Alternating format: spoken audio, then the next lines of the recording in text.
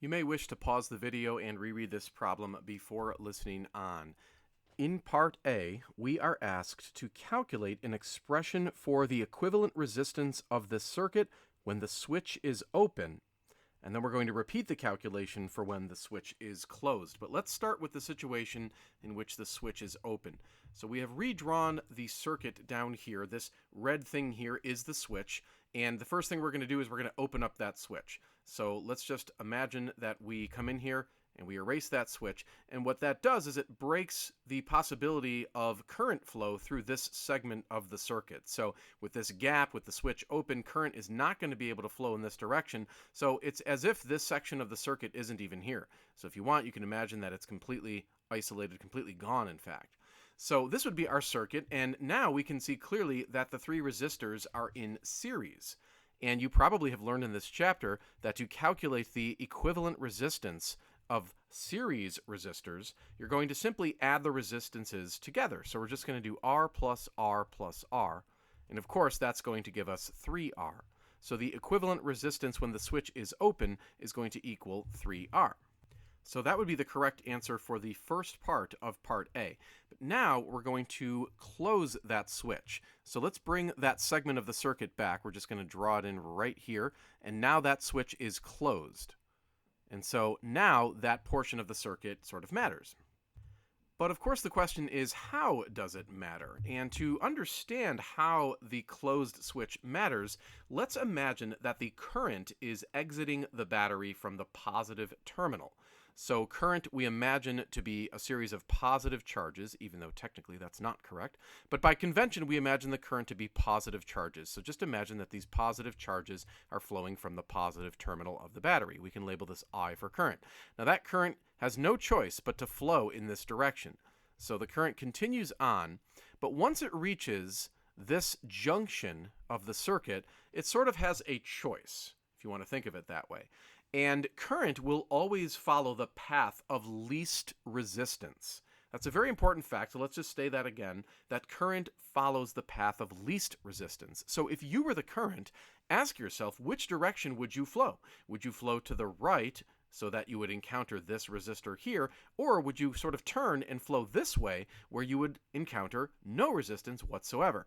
And of course, the answer is that the current is going to turn and flow down this vertical portion of the circuit because it's not going to encounter any resistance.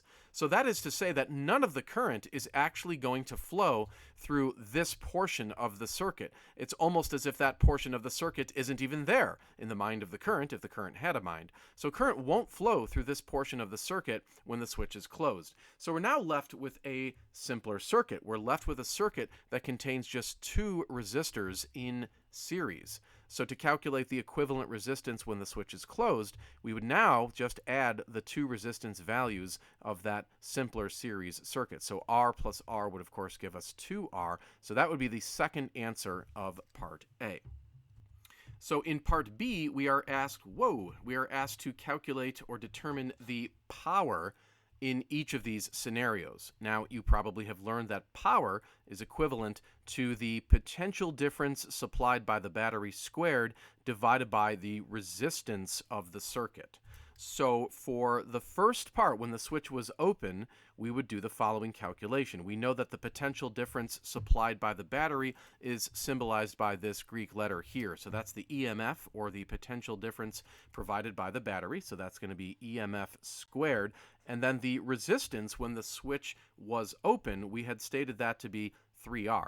So then the power would just be the epsilon squared divided by 3R. So that would be the correct answer for the first part of Part B. And then we just do a very similar calculation for when the switch was closed. We take the EMF of the battery and we divide by the equivalent resistance, which was 2R. And so that would be the correct answer for Part B.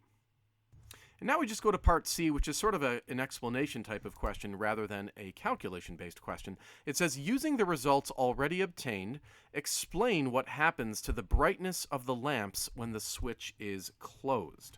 So let's go back and sort of analyze that. And just remember that when the switch was open, we had this power expression, and then when the switch was closed, we had this power expression.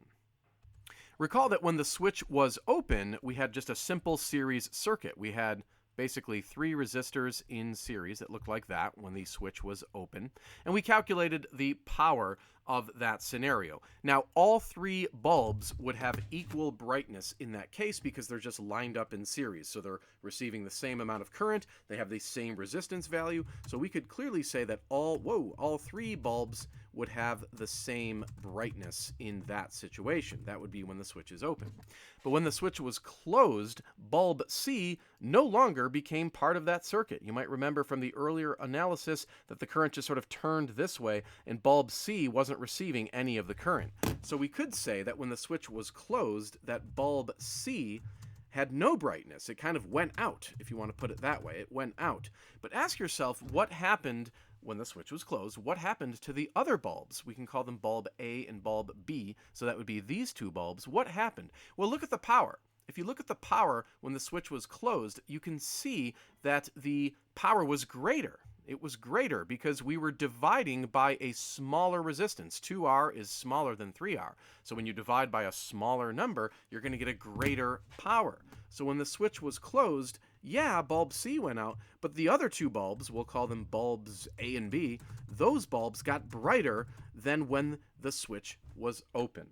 So again, when we closed the switch, we got greater power delivered to bulbs A and B, and because of that greater power, those 2 bulbs got brighter while bulb C went out.